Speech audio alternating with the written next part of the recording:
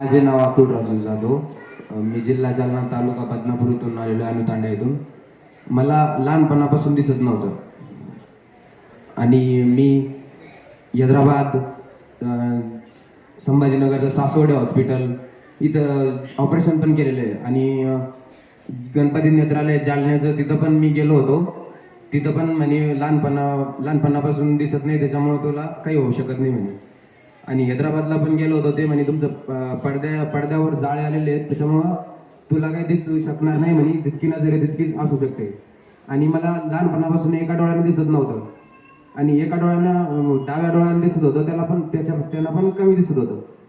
आणि मग मी इथं मलकापुराला आलो आणि महाराजांचा आशीर्वाद घेतला आणि आता माझी 6वी वारी. आणि मला उजव्या डोळ्यानं असं कोण आहे हे चाललं, उजेड आहे, अंधार आहे, अंधार आहे, उजेड आहे, आणि हे आपल्यापासून चाललंय या डाव्या डोळ्याने दिसतं मला आता उजेडावरून. टाळ्याच्या गजरामध्ये स्वागत करूया.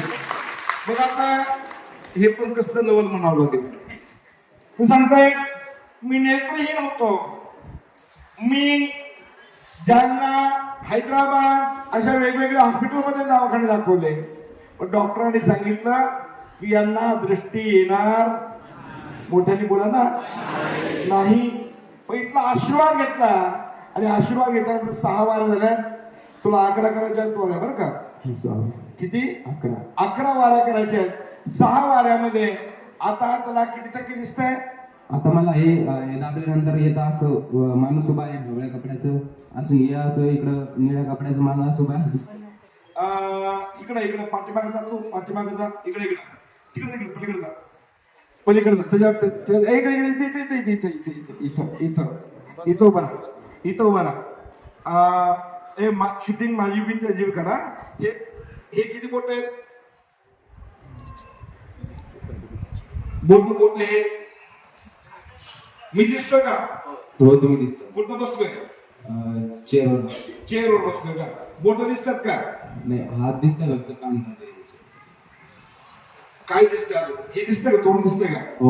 अजून काय दिसतं? ही जबाबदार दिसतंय का? बुद्धी बंद पडते. हो, कसं काय होत असेल माणसाच्या मनामध्ये? असे मनात विचार येतात. तुम्ही गावाकडे गेल्यानंतर तुम्ही जर सांगितलं एका माणसाला 60व्या वर्षी बाळ झालं होतं, आम्ही डोळ्यानं पाहिलं. तुम्ही जर सांगितलं एखाद्या माणसाला किंवा मला त्याला दृष्टी नव्हती, त्याला दृष्टी आली, तुम्हाला लोक येडत करतील. काय बी बोलतो, येडच म्हणतात का नाही? बोला ना, म्हणतात. पण ज्यावेळी तो मनुष्य इथून पाहतो त्यावेळी त्याच्या लक्षात येतं की मलकापूर काय आहे, मलकापूरचा महिमा काय आहे. पाहण्यानं आणि कानानं ऐकणं याच्यामध्ये फरक असतो. हाच फरक हा आहे. भैया सांगतोय मी दृष्टीहीन होतो. हैदराबाद, जालन्यात ते मोठे हॉस्पिटल केले, परंतु डॉक्टरांनी सांगितलं याला दिसू शकत नाही. इथला आशीर्वाद घेतला आणि आशीर्वाद घेतल्यानंतर भैया सांगतोय आता मला 50% का होईना पण दिसायला लागले. मग अगदी याला काय म्हणावं लागेल?